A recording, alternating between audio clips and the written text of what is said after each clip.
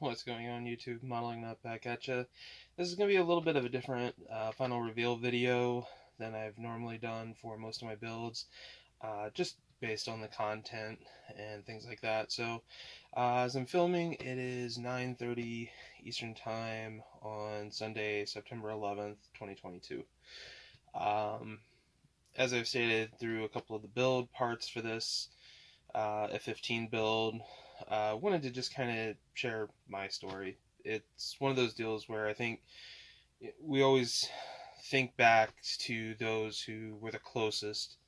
Those are the ones that definitely had this day, seared into their memories in a way that they never wanted, in a way that they never will forget. And, um, that cannot be that should never be taken away. That should never be overlooked. But I think just as important as those stories are for those who were there, the loved ones, is also the average Joe's, experience with this day. Being that I was in middle school when it happened, it's been now 20 something years. There's a lot of individuals that, were firsthand experienced with it, starting to get up in age. Um, and as it was with Pearl Harbor, as it was with any other major event in history, you go back to Kent State, what have you, um, there needs to be the stories told from the rest of the world as well. It was a day and it was an event that, without a shadow of a doubt, stopped the world. Just as everybody watched to see what was going to happen next. I have my own kind of story with that that I'll go into here in a moment. Broke out a old photo album because one of the things that does kind of link me to this event is in July of 2001, we took a family vacation to New York City.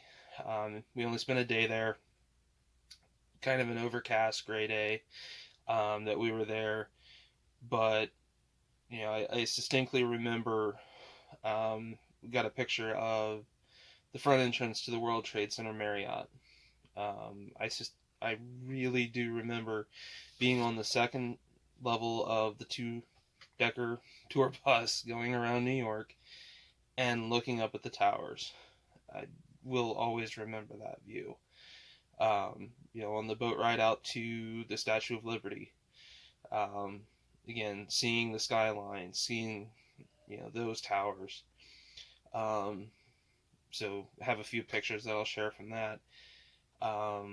The day of 9/11 was in a 7th grade. We had a wheel class and I was in a shop class. Came in and had the news on the TV of the first plane that struck, and I'd say it's about 8:30. Went ahead, just shut it off, and just basically was continuing through our day a little bit. Lunchtime rolls around, was about 10:30, and they had the news up on the TVs in the lunchroom, and I remember seeing what had transpired about 30 minutes prior. So it was surreal having seen the towers, having been to New York 5 weeks before, and knowing that entire thing just got turned upside down. Um, Lives uprooted, lives lost. At that time, again, we didn't know how many, but it left an impact on me. And you know, just being a person of history and stuff like that, always look to try to find ways to just kind of remember. Um, some of them are kind of the cliche, I guess you could say cliche items, like collecting the puzzles of the skyline pre 9/11. Have an old light up picture that has like the little not LED but incandescent bulbs for like the skyline with the towers, stuff like that. And so I just remember that. And then 2007 rolls around. I'm a senior in high school, and we go back to New York City for a choir tour. And we go down to the site. At that point, they had just finished cleaning up the pit, the hole of what was the towers. So we walk around there, walk over to the cathedral that was like a block or two away, and not going to be able to drag out the photos to throw into this, but getting to sign the roll of paper that they were making or keeping is just a memory of people who've come by that just want to leave their mark there. I have a picture of what I wrote that day. Our choir got to sing in the cathedral. I knew it was an extremely emotional thing to just be in that room and feel it. Seeing the marks on the pews from all of the gear from the firefighters that came in just seeking refuge 6 years later, was definitely a crazy experience. So onto the build itself. We'll discuss the F-15 that I completed just kind of as a tribute build, not only to what started this whole thing, which was the pure evil of 9/11, but also our resolve to go seek out those responsible and bring the justice that our government deemed fit, which is what this build is kind of in memory of, as well as those who were one of the first groups in doing the strikes into Afghanistan in 2002, 2003. So this is more of a 20-year mark for this aircraft. 21 years now. It's crazy. 21 years has passed since that day, and yet, anybody brings up New York, it reminds me of it. Again, I don't know anybody personally that was lost that day, but I think anybody, if you do remember, you should mention it, especially to people of a younger generation that either was in elementary school or preschool or wasn't even born yet, that doesn't have this link of remembering that day firsthand. We need to make sure that those stories are told so that they don't take and be forgotten, that this event doesn't happen again, or we can maybe try to prevent this type of thing from ever happening again. Again, you can't stop evil. It's just a reality. Evil has its hold on this world for the time being, but so we can't fully stop it, but we can damn well try to prevent it as much as we can. So with that said, transition here. I'll show you a few photos from my trip, like I said, in July of 2001, and then we'll get on to the actual reveal of the completed F-15. Alright, so as I mentioned, I'm going to go through and just show a few pictures from our family tour that we took in 2001. So when we were there, got a little collectible thing of prints, so that got put into here. Headed out, living obviously northern Indiana, so the drive across Pennsylvania, going through the tunnels, and started at Grand Central Terminal and flowing through Manhattan, one of the mirrored tunnels in Lower Manhattan, I believe is where that one was. It's another one of those pictures that I remember very vividly. And driving past the front entrance of the World Trade Center Marriott, and like I said, headed out to the Statue of Liberty, the skyline. The other thing I do remember about that day, again, there's only a few pictures, and then get into some postcards, stuff like that we got, but the one thing I do remember about that day is as we got back to Grand Central and started leaving, like I said, it was a really gray, overcast day. It actually started raining. So one of those other just kind of things I remember very vividly about that trip, and my experience in New York. So at this point, we'll go ahead and I'll switch you over, and we'll take and do the final reveal of the F-15 Eagle.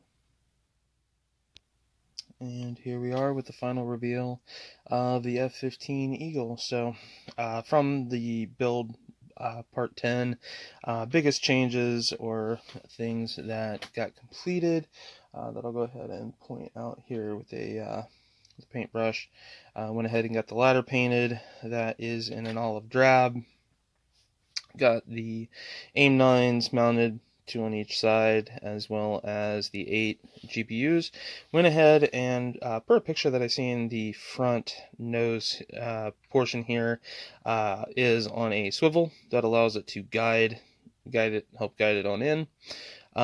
Those dangle in a downward direction, obviously from gravity, until it's in flight, when it will come to a level position. So wanted to go ahead and put that on in those ways.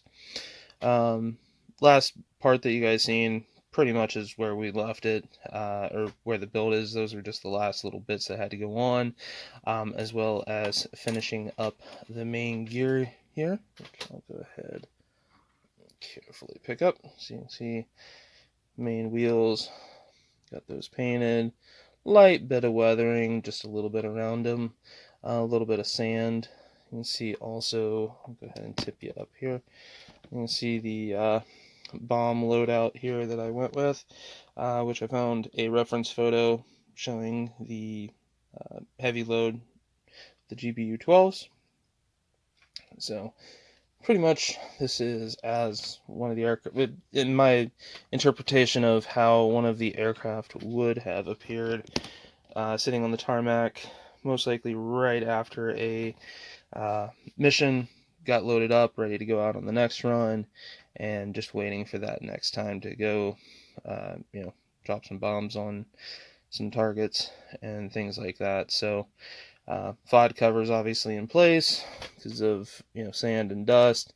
In theory, the cockpit would probably be closed in that situation, but wanted to have the open cockpit. Don't have too many jets, especially that are open cockpit, so really wanted to do that. So overall, like I've said numerous times, the build went extremely well.